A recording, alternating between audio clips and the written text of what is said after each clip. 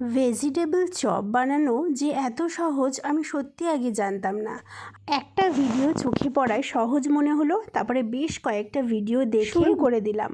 দুটো আলু, একটা গাজর, একটা বিট, একটু মটরশুঁটি সেদ্ধ করে নিয়েছি কেটে ছুলে ধুয়ে, আর সেটাকে স্ম্যাশ করে নিয়েছি।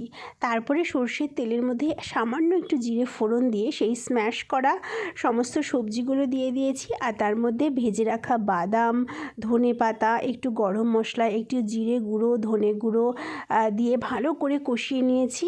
আর কাঁচা লঙ্কা অবশ্যই দেবে, একটু ঝাল ঝাল হলে খেতে ভালো লাগবে। তারপরে সেটাকে চপের আকারে গড়ে ময়দাগুলো জলের মধ্যে চুবিয়ে তারপরে আবার সেটাকে বিস্কুটের গুঁড়োর মধ্যে এরকম নাড়িয়ে চাড়িয়ে নিতে হবে।